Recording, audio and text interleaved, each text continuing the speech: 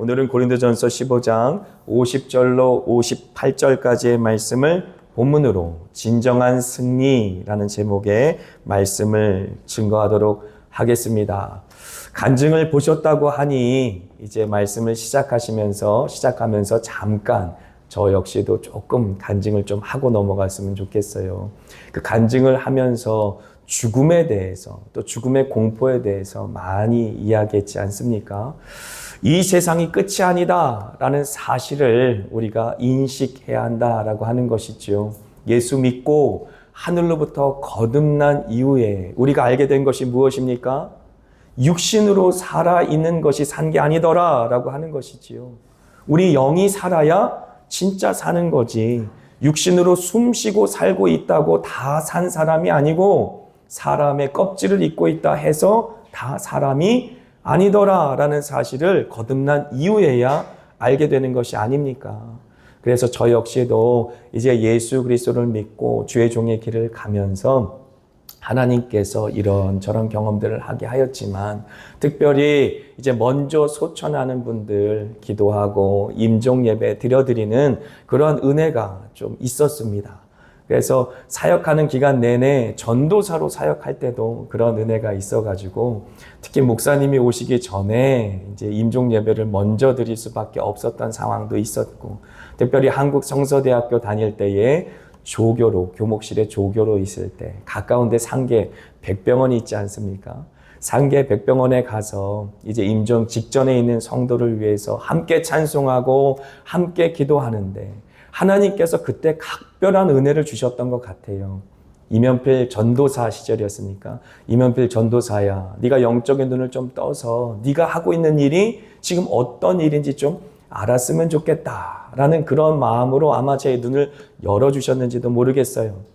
기도하고 찬송하고 있는데 정말로 이 마치 흰옷 입은 천사가 예수 그리스도의 그 무덤의 돌을 옮겨놓고 그 무덤이 빈 무덤이 되고 예수님은 부활하신 것처럼 그렇게 흰옷 입은 천사들이 천국에서 이 땅까지 마치 동그란 터널처럼 그 터널 가운데로 찾아와서 사랑하는 성도의 영혼을 너무 아름답고 복스럽고 귀하게 찬송 가운데 데려가는 모습을 보게 하셨어요. 그래서 그 이후로 많은 성도들 함께 찬송하고 기도하면서 소천하는 가운데 함께 할 때마다 물론 그 이후로는 그런 광경을 또 보지는 못하였지만 항상 주님께서 사랑하는 성도들을 데리고 갈 때 이렇게 귀히 영접해 주시겠구나 라고 하는 사실을 알 수 있게 되었습니다. 여러분 생각해 보세요. 우리가 부활에 대해서 지금 얘기하고 있지만 부활은 그냥 죽은 이후의 역사만을 이야기하고 있는 것이 아닙니다. 부활은 우리가 죽은 다음에 우리의 죽은 땅 속에 묻힌 몸이 살아나는 과정에 대해서 이야기하고 있는 것이고 예수 믿는 자들이 죽는 사건 자체가 부활 생명을 이해할 수 있는 열쇠입니다. 그냥 죽는 것이 아니라 하늘나라로 그 영생의 생명으로 들어가는 것 아닙니까? 그러므로 부활이나 우리가 얘기하는 오늘 읽은 휴거가 나오는 이 장면이나 모든 장면이 다 일맥상통해요. 주님께서 우리의 영혼을 받들어 주님의 품에 안으시는 것은 다 똑같다라고 하는 것이지요. 우리가 개인의 종말이 언제 올지 모르고 우주적인 종말이 언제 올지 모르지 않습니까? 그래서 우리가 부활이다 라고 하는 것은 우리가 죽은 이후에 우주적인 종말이 왔을 때 예수님께서 재림하였을 때 죽어있는 우리의 몸도 주님께서 일으키시면서 주님 품에 안겨있던 우리의 영혼과 결합하여 예수님의 부활의 몸처럼 우리도 부활의 몸을 입게 되는 우주적 종말의 사건이고 그리고 이제 우리가 읽은 본문 가운데 나오는 휴거라고 하는 것은 이제 우주적 종말의 사건 가운데 우리가 살아있을 때 경험하는 것이 죽었으면 부활이지만 우리가 살아있는 가운데 예수님 오시면 휴거가 되는 것이죠. 주님께서 우리를 산 채로 주님께서 불러 올리셔서 천국에서 공중에서 우리를 만나주시는 역사가 있는 것입니다. 그래서 영적인 얘기 자꾸 하고 신령한 얘기하고 성령에 대해서 얘기하면 이상한 얘기한다. 교회에서 자꾸 이상한 얘기한다라고 거부반응 갖는 사람들이 있을 수 있어요. 하지만 성경은요, 항상 영적인 얘기를 하고 있는 것입니다. 요한복음 3장에 니고데모에게 하는 말씀 역시도 우리 임주훈 전도사가 증거했지만 영으로 거듭남에 대해서 이야기하고 있지 않습니까? 영으로 거듭나는 그 경험을 한 사람들은 부활 사건이 믿어야 되는 일이 아니라 자연스럽게 믿어지는 일이 될 수밖에 없는 거예요. 하늘로부터 태어났는데 당연히 주님 품에 안겨서 영원토록 살아가는 부활 사건이 내 영혼 가운데 일어난다라는 것이 믿어지는 거지, 나중에 죽은 다음에 알겠지라는 얘기가 아니라는 것이에요. 이 땅 가운데 우리가 하늘로부터 거듭나게 됐으면 자연스럽게 주님께서 오시는 날 우리를 들림받게 하셔서 하늘 공중에서 주님과 더불어 천국 잔치가 일어나는 것 당연한 일인 것입니다. 나중에 죽어봐야 알고 나중에 예수님이 오셔봐야 아는 일이 아니라는 것입니다. 우리는 이 사건에 대해서 자연스럽게 믿을 수밖에 없는 사람들이에요. 왜냐하면 영적으로 살아난 사람들이기 때문에 그렇습니다. 요한복음 5장 24절의 말씀을 보십시오. 예수님께서 뭐라고 말씀하십니까? 내가 진실로 너희에게 이르노니 내 말을 믿고 나를 보내신 이를 믿으면, 내 말을 듣고 나를 보내신 이를 믿으면 영생을 얻었고 그리고 심판에 이르지 아니하리니 사망에서 생명으로 옮겼느니라. 할렐루야. 죽은 다음에? 아닙니다.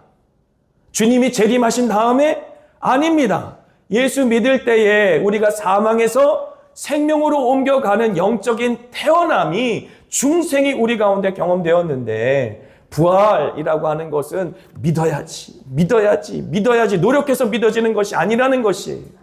우리 영혼이 하늘로부터 태어나는 놀라운 신령한 축복을 경험했기 때문에, 그래서 하늘로부터 하나님의 성령이 임하여서 우리의 영혼과 심령 가운데 하나님의 영이 친히 좌정하시고 우리를 살려내시는 그런 놀라운 축복을 우리가 경험했기 때문에 당연한 것입니다, 부활은. 그리고 주님께서 다시 오셨을 때에 우리가 들림받아서 주님과 영원토록 영생을 누리는 축복을 누리는 것은 당연한 것입니다. 사망에서 생명으로 옮겼느니라 라고 말하지 않습니까? 이 말을 우리가 지옥에서 천국으로 옮겼느니라 라고 이야기해도 전혀 이상하지 않아요. 예수 믿는 그 순간 우리의 영혼이 하늘로부터 거듭나면서 지옥 백성이 천국 백성으로 옮겨진 것입니다. 할렐루야. 천국에선 천국 잔치가 일어나는 것입니다. 우리 이 땅 가운데 주님의 백성이 살아나서 주님의 자녀가 되었기에 이 땅 가운데 살면서도 천국의 백성으로, 천당의 백성으로, 하나님의 자녀로 태어나는 역사 경험하게 되는 것이고, 그럴 때에 천국에서는 잔치가 일어나는 것이지요. 그래서 지옥에서 천당으로 옮겼느니라 라고 선포해도 전혀 이상할 것이 없는 것이지요. 왜 그렇습니까? 지옥은 영원한 형벌이 주어지는 곳이지만 둘째 사망이 있는 곳이에요. 영원한 죽음이 있는 곳이다 라는 곳입니다. 그리고 천국은 생명이 있는 곳이에요. 영원한 생명이 누려지는 곳이다 라고 하는 것이지요. 그래서 사망에서 생명으로 옮겼다 라고 하는 이 사건은 놀라운 사건인 것입니다. 그래서 오늘 사망에서 생명으로 옮겨진 저와 여러분, 오늘 말씀을 받으면서 이 말씀이 어떤 의미로 우리 마음속에 믿어지게 될지, 영적인 눈이 띄어지고 귀가 열려져서 믿어지는 역사가 있기를 바랍니다. 영적인 것이에요, 천국은. 요게 분명히 기록되지 않습니까? 썩어질 육신으로는 천국을 갈 수가 없어요. 오직 천국은 영적인 공간이고 하나님은 영이시기 때문에 우리가 신령해져야 하고 우리가 영적인 눈이 띄어지고 귀가 열려져야 천국이 믿어지고 천국이 이 땅에서도 누려지는 것입니다. 그래서 한번 영상을 한번 틀어주시죠. 뒤에도 불을 좀 꺼주시고. 이 영상은 휴거에 대한 영상입니다. 휴거라고 하는 것은 우리가 잠깐만요. 틀어주시기 전에 제가 잠깐만 설명을 드리겠습니다. 부활이라고 하는 것은 우리가 죽은 다음에 예수님께서 재림하시면 죽은 자의 부활이 먼저 있고 그 다음에 산 자의 부활이라고 했는데, 살아있는 자들은 주님께서 하늘 위로 불러가셔서 하늘에서 주님을 만나는 역사가 있는 것이죠. 다 꺼주세요.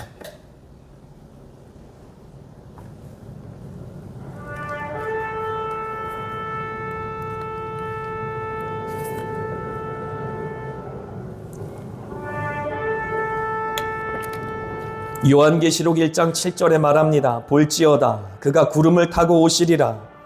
각 사람의 눈이 그를 보겠고 그를 찌른 자들도 볼 것이요 땅에 있는 모든 족속이 그로 말미암아 애곡하리니.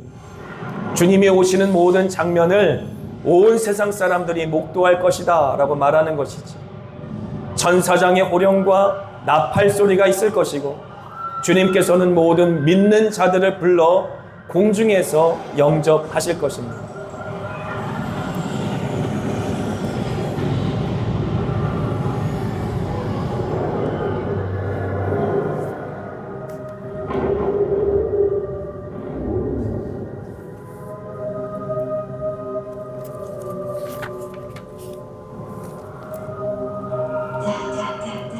그날 환난 후에 즉시 해가 어두워지며 달이 빛을 내지 아니하며 별들이 하늘에서 떨어지며 하늘의 권능들이 흔들리리라. 그때에 인자의 징조가 하늘에서 보이겠고 그때에 땅의 모든 족속들이 통곡하며 그들이 인자가 구름을 타고 능력과 큰 영광으로 오는 것을 보리라. 그가 큰 나팔 소리와 함께 천사들을 보내리니 그들이 그의 택하신 자들을 하늘 이 끝에서 저 끝까지 사방에서 모으리라.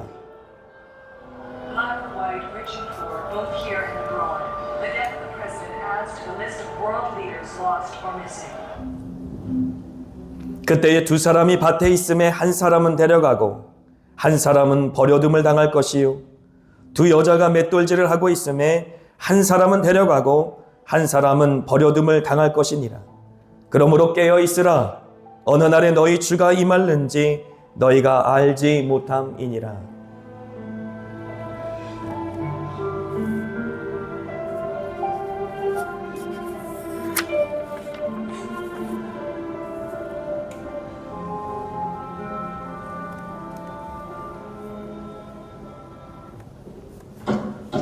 I stood right here. I preached it. And I was good. But then,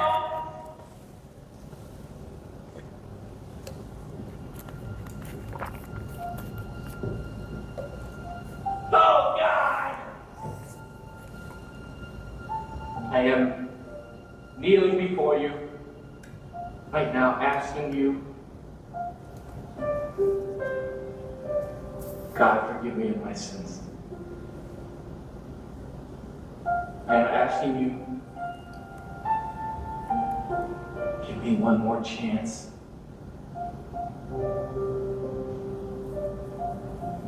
To receive you in. Forgive me, God. Use me. Lord, please, just use me.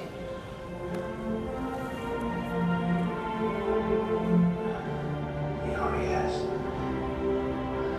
He already has.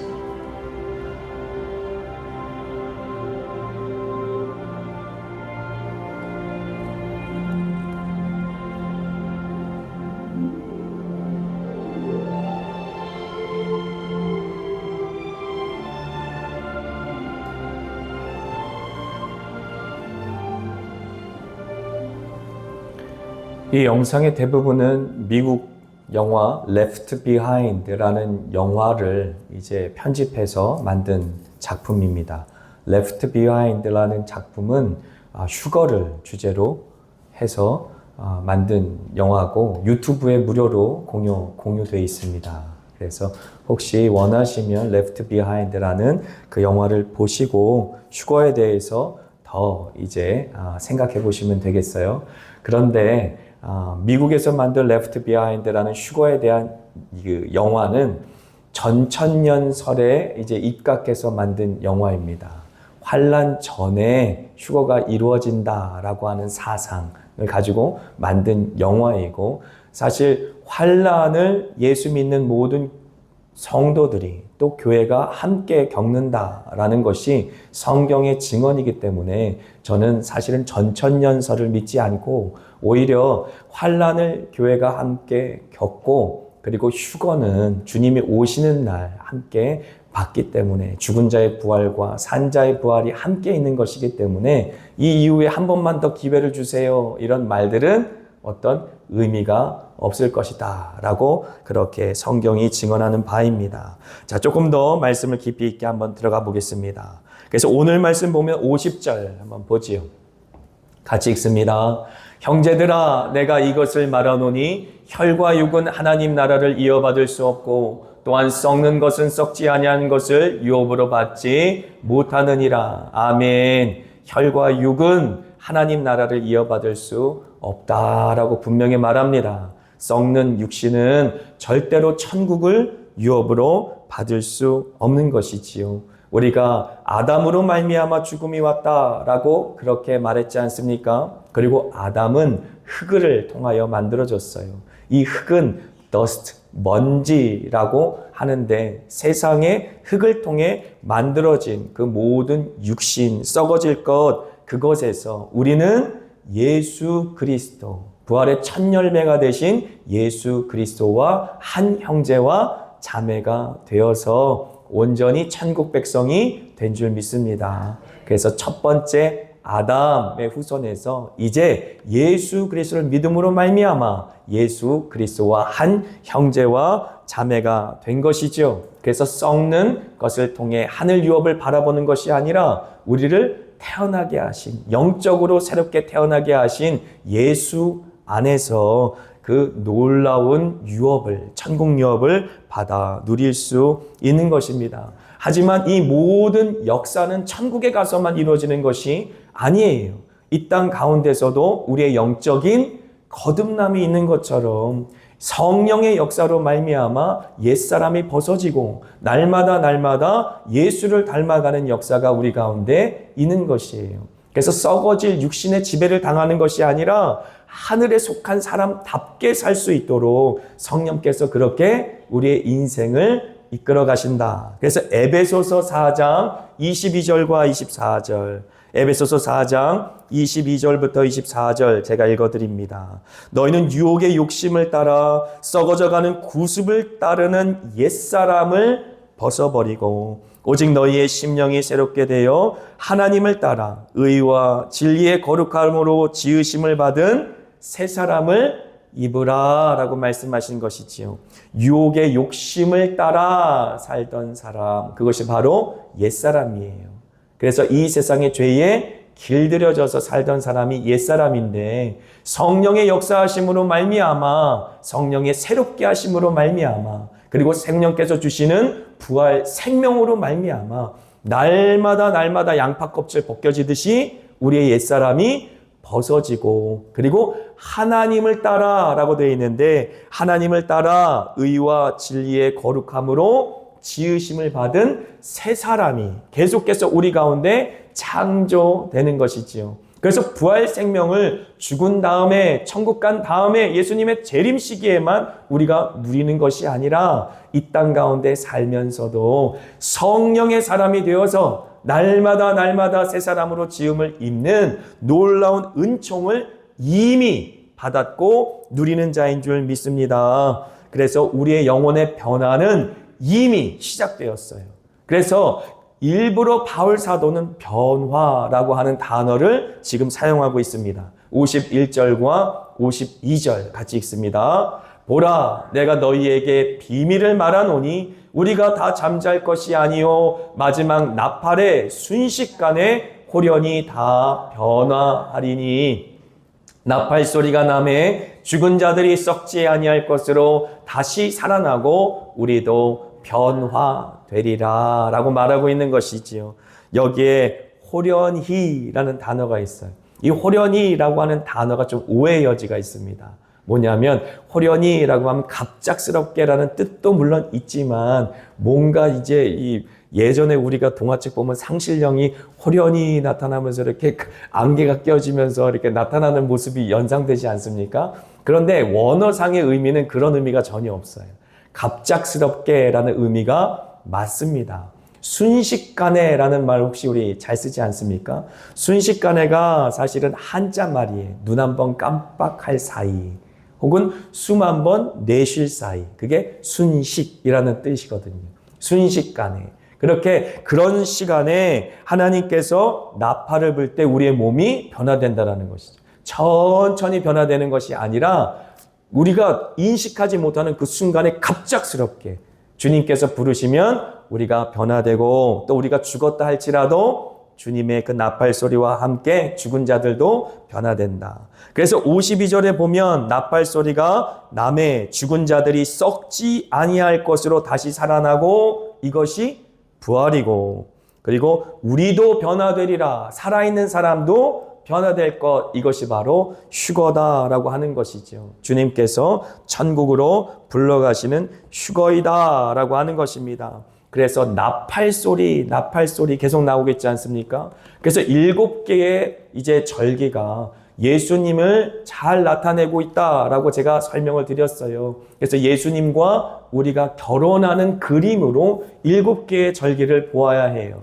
그래서 이제 예수님의 초림에 대해서 이야기한 4개의 절기가 유월절, 그리고 무교절, 초실절, 그리고 오순절이 있지 않습니까? 그래서 유월절은 하나님의 어린 양, 무교절은 죄 없이 하나님의 제물된 예수님의 모습, 그리고 초실절은 부활하심, 그래서 부활의 첫 열매가 되신 예수님의 부활을 이야기하고, 그리고 오순절날, 이제 6월절로 해서 50일 되는 그날 예수님께서 약속하신 성령께서 오시는 것이지요.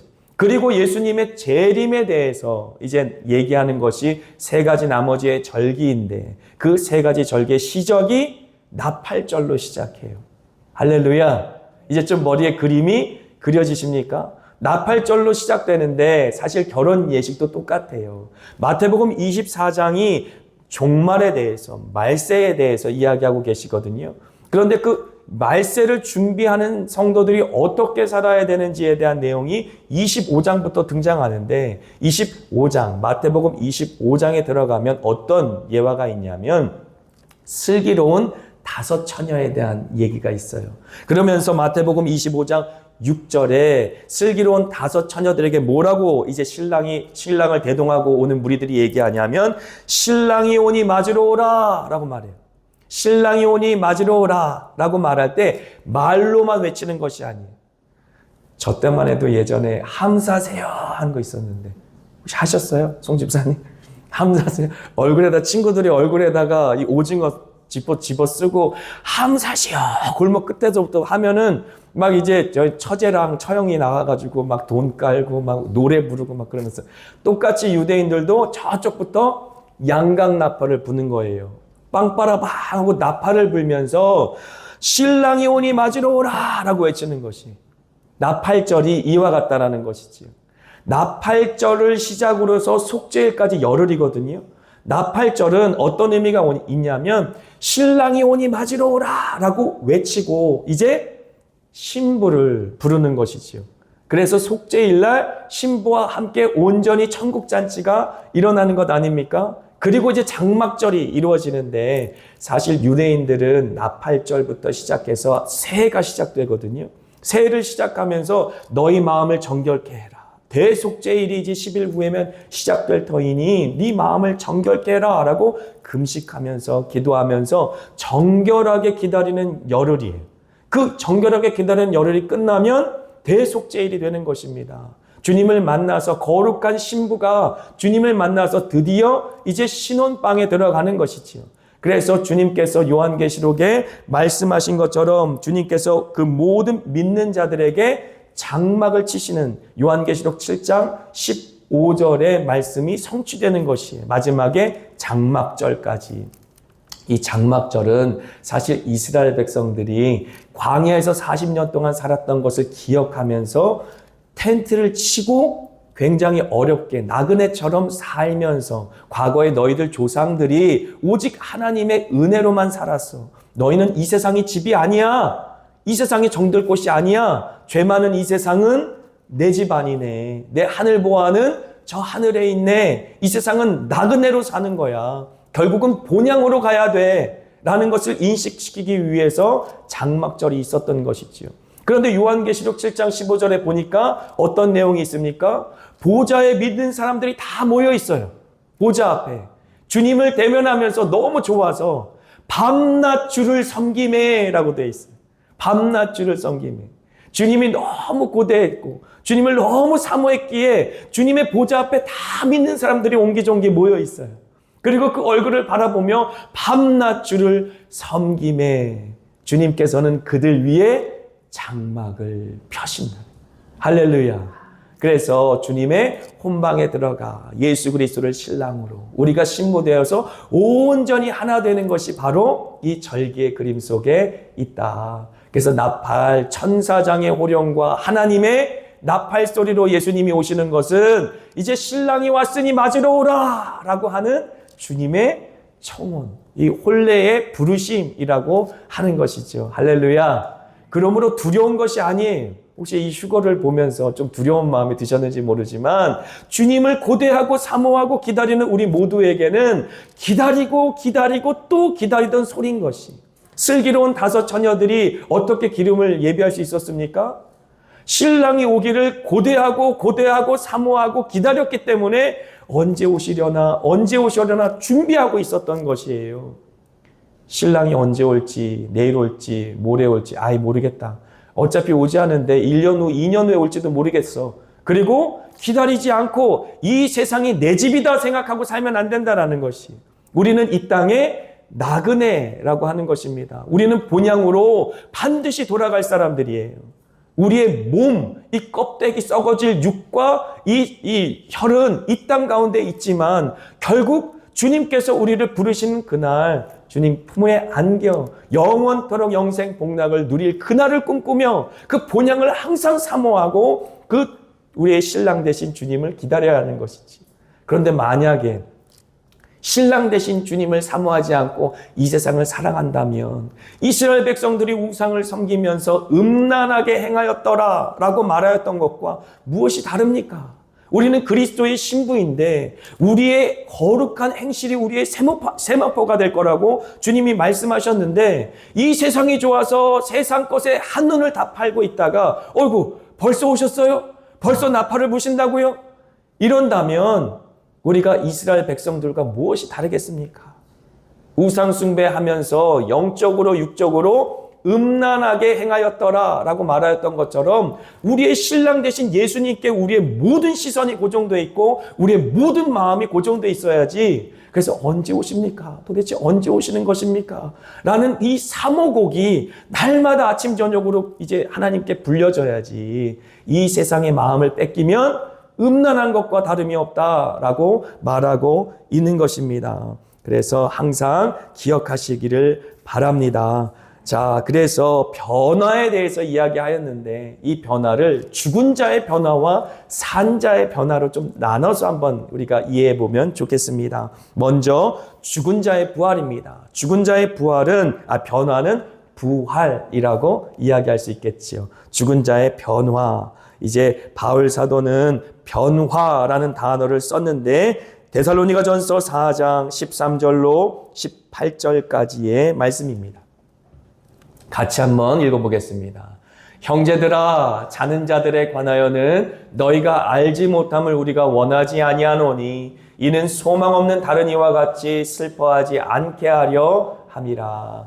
우리가 예수께서 죽으셨다가 다시 살아나심을 믿을진대 이와 같이 예수 안에서 자는 자들도 하나님이 그와 함께 데리고 오시리라. 우리가 주의 말씀으로 너희에게 이것을 말하노니 주께서 강림하실 때까지 우리 살아남아 있는 자도 자는 자보다 결코 앞서지 못하리라. 주께서 호령과 천사장의 소리와 하나님의 나팔 소리로 친히 하늘로부터 강림하시리니 그리스도 안에서 죽은 자들이 먼저 일어나고 그 후에 우리 살아남은 자들도 그들과 함께 구름 속으로 끌려 올려 공중에서 주를 영접하게 하시리니 그리하여 우리가 항상 주와 함께 있으리라. 할렐루야. 그러므로 이러한 말로 서로 위로하라. 여기에 보면 구름 속으로 끌어올려라는 말이 있어요. 끌어올려. 이 끌어올려라고 하는 단어는 갑작스럽게 강제적으로 확 낚아채간다는 말이에요.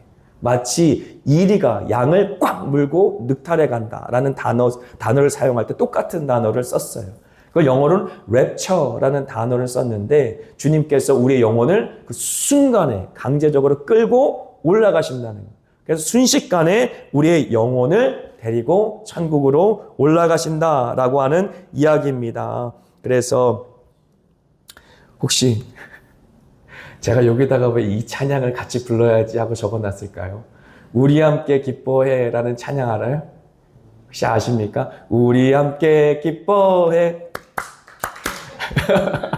주께 영광 돌리세 어린 양의 혼인 잔치와 신부가 준비되었네. 왜 웃으세요?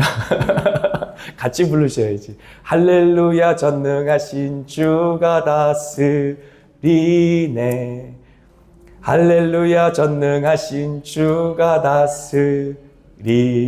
이 찬양 모르십니까? 아시는 세대가 없습니까? 아시는 분은 좀 크게 불러보세요. 같이 한번 박수치면서 부를게요. 우리 함께 기뻐해 주께 영광 돌리세 어린 양의 혼인 잔치와 신부가 준비되었네. 할렐루야 전능하신 주가 다스리네. 할렐루야 할렐루야 전능하신 주가 다스리네. 마음 같아서는 춤추면서 저도 부르고 싶은데 그렇죠? 우리 영월 목장처럼 춤추면서 불러야 되는데 그렇지 못해서 죄송합니다. 네, 이렇게 기쁨으로 주님께서 우리를 부르셨을 때에 주님 천국에 올라가 주님을 영접하는 일이 있기를 원합니다. 이제 뭐 사실 이 땅 가운데 신학이라는 것이 있어요. 신학은 성경을 해석하는 학문이지 않습니까? 그 학문을 이제 다룸에 있어서 학자들이 여러 가지로 이제 성경의 말씀을 해석하면서 성경의 말씀을 다른 방향으로 해석하는 경우도 여러 방향이 있어서 좀 우리가 헷갈릴 때가 있어요. 특히 종말론에 있어서는 도대체 우리가 주님께서 휴거를 하신다고 했는데 그 시기가 환난 전이냐, 환난 후냐 라는 것에 대해서 고민하실 수도 있을 것입니다. 하지만 성경에는 분명하게 저희 모든 교회가 환난을 함께 겪을 것이다 라고 말씀하시며 환난 후에 그 후에라고 말하지 않습니까? 환난 후에 우리를 주님께서는 데리고 가신다라고 말해요. 근데 저도 이 사실을 더 지지하는 이유는 생각해 보면 출애굽한 사건은요 우리 교회의 모델이 됩니다. 출애굽할 때 10가지의 재앙이 있었잖아요. 근데 10가지의 재앙 속에 이스라엘 백성들이 있었습니까? 없었습니까? 있었죠. 있었지만 그 10가지의 재앙에 이스라엘 백성들은 전혀 해를 입지 않고 주님께서 보호하셨어요. 마찬가지로 주님께서 구원하기로 머리에 이마에 인친 자들은 어떤 환난이 있어도 그 모든 환난 속에서 보호하시다가 그 환난이 다 끝나고 이 세상의 마지막에 이 세상을 심판하시는 백보자 심판이 있을 때에 그때에 우리를 부르셔서 주님께서 이끌어 가실 것이다 라고 하는 것이지요. 그래서 이제 우리 입장에서는 휴거입니다. 그리고 우리 입장에서는 부활이에요. 하지만 반대 입장도 있어요. 요한계시록 20장 11절로 15절까지의 말씀을 제가 읽어드립니다. 또 내가 크고 흰 보좌와 그 위에 앉으신 이를 보니 땅과 하늘이 그 앞에서 피하여 간데 없더라. 땅과 하늘이 없어지는 것이에요. 이 세상이 없어지는 것입니다. 우리의 썩어질 몸만 없어지는 것이 아니라 이 땅과 하늘이 전체가 없어지는 것이에요. 물질 세계가 없어진다라고 하는 것이지요. 또 내가 보니 죽은 자들이 큰 자나 작은 자나 그 보좌 앞에 서 있는데 책들이 펴 있고 또 다른 책이 펴졌으니 생명책 말고도 여러 종류의 책이 천국에는 있을 것이다 라고 하는 것이지요. 우리는 생명책만 알고 있는데 그렇지 않고 천국에는 여러 가지의 책이 있다. 그런데 곧 생명책이라는 생명책에는 무엇이 써 있냐면 죽은 자들이 자기 행위를 따라 책들에 기록된 대로 심판을 받으니 우리가 이 땅 가운데 행한 모든 내용들이 생명책 가운데 다 기록되어 있다라고 하는 것이에요. 얼마나 놀랍고 또 두려운 일입니까? 우리가 주여 주여 하는 자마다 다 천국에 가지 못할 것이라고 마태복음 7장에 말해요. 그리고 오직 하나님의 뜻대로 행한 자들만 천국에 갈 것이다 라고 말합니다. 그래서 이 땅 가운데 살면서 자기 욕심껏 살았던 그 모든 사람들, 스스로 믿는 자다, 스스로 주님을 믿는 자다 해도 천국에서 못 만날 사람들이 많을 것이다 라고 하는 것이지요. 그래서 노아의 시대와 같을 것이다 라고 했는데 노아의 시대에는 몇 명이 구원받았습니까? 8명이 구원받았어요. 그 방주 안에 8명 뿐입니다. 소돔과 고모라가 멸망할 때는 몇 명이 구원받았습니까?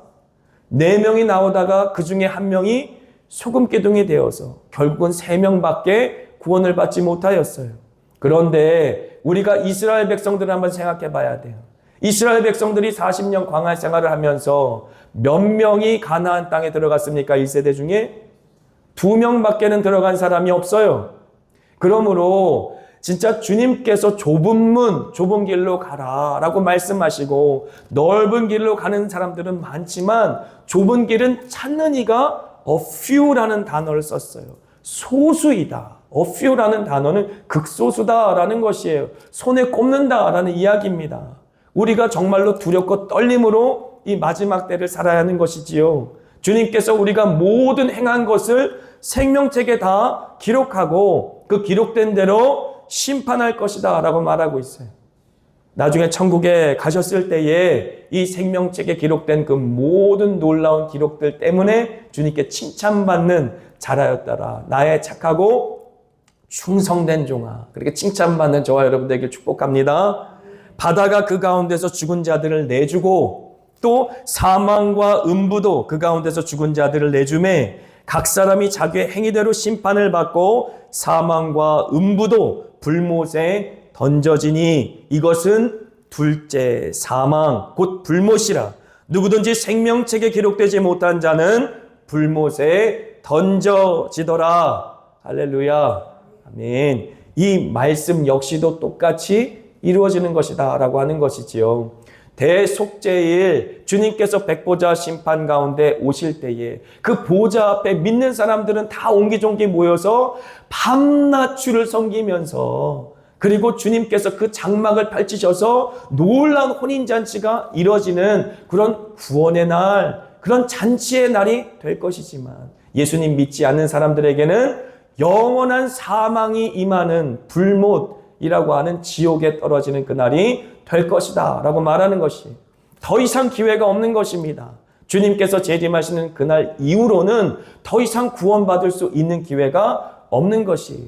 그래서 개인적인 종말과 우주적인 종말이 있는데 개인적으로는 우리의 생명이 다하면 더 이상 구원받을 수 있는 길이 없는 것이고 주님의 그 책에 우리의 행위가 기록되어 주님께 칭찬받을 길이 없는 것이에요. 오직 우리가 이 땅 가운데 살면서 행한 대로 또 믿은 대로 주님 앞에 가서 심판을 받는 것입니다. 그리고 우주적인 종말은 예수님께서 재림하시는 그날, 바로 그날 이후로는 이 세상의 새 하늘과 새 땅이 임할 것이고 우리 역시도 새 몸, 새 사람을 입어서 주님 앞에 영원한 생명을 누리는 그러한 날이 될 것이기 때문에 그렇습니다.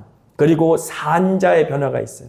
죽은 자의 변화를 이야기했다면 산자의 변화를 우리가 생각해 볼 텐데 그 산자의 변화가 휴거입니다. 영어로는 랩처라고 말씀을 드렸는데 마태복음 24장 29절로 31절까지 같이 한번 읽습니다. 그날 환난 후에 즉시 해가 어두워지며 달이 빛을 내지 아니하며 별들이 하늘에서 떨어지며 하늘의 권능들이 흔들리리라. 그때에 인자의 징조가 하늘에서 보이겠고 그때에 땅의 모든 족속들이 통곡하며 그들이 인자가 구름을 타고 능력과 큰 영광으로 오는 것을 보리라. 아멘. 31절. 그가 큰 나팔 소리와 함께 천사들을 보내리니 그들이 그의 택하신 자들을 하늘 이 끝에서 저 끝까지 사방에서 모으리라. 할렐루야. 이제 주님께서 재림하실 때에 몰래 오시지 않는다라는 것입니다. 요한계시록 1장 7절의 말씀처럼 볼지어다 주님께서 구름을 타고 오시리니 온 세상의 모든 사람들의 눈이 주님을 볼 것이며 그를 찌른 자도 볼 것이다 라고 말씀하셨어요. 주님께서 오시는 그날 온 세상이 주님의 오심을 다 볼 수 있을 것입니다. 큰 나팔 소리와 함께 오셔서 그가 택하신 자들을 하늘 끝에서 저 끝까지 사방에서 모으는 것, 그것이 바로 휴거입니다. 그리고 마태복음 24장 40절로 42절 같이 읽습니다. 그때에 두 사람이 밭에 있음에 한 사람은 데려가고 한 사람은 버려둠을 당할 것이요 두 여자가 맷돌질을 하고 있음에 한 사람은 데려가고 한 사람은 버려둠을 당할 것이니라. 그러므로 깨어있으라. 어느 날에 너희 주가 임할는지 너희가 알지 못함이니라. 맷돌질을 둘이 하고 있었는데 그 둘 중에 하나는 휴거당해서 하늘로 올라가고 한 사람은 머물게 된다라고 하는 예수님의 말씀이세요. 예수님께서 종말을 이야기하시면서 주님께서 오시는 그날 주님께서 택하신 자들을 이 끝에서 저 끝까지 다 불러 모으실 때 이 땅에 남겨진 사람들이 있다라고 하는 것이지요. 그래서 전천년설을 믿는 사람들은 예수님께서 두 번 재림한다고 생각합니다. 이렇게 먼저 휴거된 사람들이 있은 후에 7년 대환란이 있고 그 가운데 회개하는 사람들은 두 번째 기회를 줘서 또 그 다음 예수님이 재림하실 때의 구원을 얻을 수 있다 생각하는데 만약에 그렇게 따지면 우리가 이 땅 가운데 살면서 그냥 살다가 두 눈을 볼 거라고 말했잖아요. 예수님 오신 다음에 회개하고 그때 예수님 믿지 뭐 라고 하면 되지 않겠나 생각할 수 있지 않겠습니까? 근데 성경적으로 그렇지 않지요. 마태복음 24장 29절 우리가 읽지 않았습니까? 그날 환난 후에 라고 분명히 말해요. 모든 교회가 그 모든 환난을 함께 겪을 것이고 주님이 재림하실 때는 끝이에요. 더 이상 기회가 없어요. 그때 아까 그 교회 목사가 막 땅을 치면서 회개하잖아요. 내가 여기서 설교했는데 심지어 나는 설교를 잘했는데 나는 왜 올라가지 않고 성도들만 올라갔나. 근데 사실 영화를 보면 하나님께서 7년 대환란 중에 남아있는 사람들을 구원하기 위해 그렇게 믿음의 사람들을 택한 사람들을 남겨둬서 그들을 전도하고 구원할 수 있게 그렇게 계획하셨다. 뭐 이런 식으로 나가요. 영화는. 그렇지만 이제 그렇게 후회해봐야 소용없는 때가 마지막 때이니 성경적으로는 분명하게 그날 환난 후에라고 말하고 있기 때문에 더 이상의 기회가 없으니 육신의 장막을 입고 있을 이때에 믿음으로 특별히 하늘로부터 거듭나는 성령의 다시 태어나게 하심으로 태어나고 또 이 땅에 살아가는 동안 세상으로 충만하지 말고 성령으로 충만하여 날마다 옛사람을 벗어버리고 새 사람으로 지음을 받는 그런 믿음의 삶을 살아야 합니다. 거룩한 신부로 구별되어 날마다 예수님만 사모하고 오직 예수님만 기다리며 살아가는 순결한 주님의 신부가 되어야 한 줄을 믿습니다. 아멘. 그리고 마지막 영상을 볼 텐데요. 이 마지막 영상 볼 때 제가 24장 말씀 읽지 않았습니까? 이 24장 4절부터 14절까지의 내용에 제가 한번 설교한 적이 있어요. 마지막 때를 알려주는 8가지 부정적인 징조. 기억나십니까? 마지막 때를 알려주는 8가지 징조가 이미 이 세상에 가득하지 않습니까? 전쟁, 기근, 지진, 박해, 거짓 선지자, 배교, 사랑이 식어짐, 불법이라는 8가지 부정적인 징조가 있다고 했어요. 하지만 한 가지, 딱 한 가지 긍정적인 징조가 있는데 혹시 기억하십니까? 모든 민족들이 예수를 알 수 있도록 복음이 전파된다라고 하는 것이. 영상을 한번 보시죠. 자, 하얀색이 복음이 전파되는 과정입니다. 로마의 제국을 중심으로 이제 복음이 전파되는 그림이 위에 이제 카운트다운 되는 것은 해가 지나는 모습이고요. 그러니까 주후 500년, 600년, 700년 이렇게 올라가고 있는 것이 12명의 제자들을 통하여서 땅끝까지 이르러 복음의 증인이 되라 라고 말씀하신 그 명령이 신실하게 준행되며 쉼없이 복음이 전파된 것이지요. 어떤 사람은 사도행전의 역사, 그 놀라운 기적의 역사가 사도시대에 끝났다라는 거짓말을 합니다. 절대 그렇지 않습니다. 사도행전은 사도들의 역사가 아니라 성령의 역사예요. 그러므로 성령의 역사는 주님이 다시 오시는 그날까지 절대 끝나지 않습니다. 성령의 불의 역사가 사도들을 통해 온 교회에 퍼졌던 것처럼 성령의 불붙은 역사는 땅끝까지 이르러 복음이 증거될 때까지 결코 멈추지 않고 꺼지지 않습니다. 하나님의 은혜와 은사는 결코 멈추지 않습니다. 언제까지요? 주님이 다시 오시는 그날까지. 보십시오. 이 마지막 장면에 멈춰주세요. 마지막 장면 보면 온 세상 가운데 복음이 거의 다 전파되었고 오직 무슬림과 공산권만 지금 남아 있습니다. 그러므로 주님이 오늘 오신다 해도 우리가 이상하지 않을 것이다 라고 하는 것이지요. 자, 우리 한번 마지막 말씀 같이 한번 읽겠습니다. 데살로니가 후서 1장 7절부터 10절까지 같이 읽습니다. 환난을 받는 너희에게는 우리와 함께 안식으로 갚으시는 것이 하나님의 공이시니 주 예수께서 자기의 능력의 천사들과 함께 하늘로부터 불꽃 가운데 나타나실 때에 하나님을 모르는 자들과 우리 주 예수의 복음에 복종하지 않는 자들에게 형벌을 내리시리니 이런 자들은 주의 얼굴과 그의 힘의 영광을 떠나 영원한 멸망의 형벌을 받으리로다. 그날에 그가 강림하사 그의 성도들에게 영광을 받으시고 모든 믿는 자들에게서 놀랍게 여김을 얻으시리니 이는 우리의 증거가 너희에게 믿어졌음이라. 할렐루야. 환난을 받는 너희에게, 바로 마지막 때를 살아가며 환난의 때를 지나가는 이 8가지의 멸망의 징조 속에서도 살아가고 또 싸우며 이기는 교회들 끝까지 주님께서 붙드시고 그리고 안식으로 갚아주시리라 약속하시는 것이지요. 우리는 이 땅 가운데 사는 것은 나그네의 삶입니다. 절대 이 세상이 우리의 집이 아니고 천국이 우리의 본향인 줄 믿습니다. 영원토록 사모할 그곳 우리가 늘 사모하시면서 주님의 이름으로 승리하기를 축복합니다.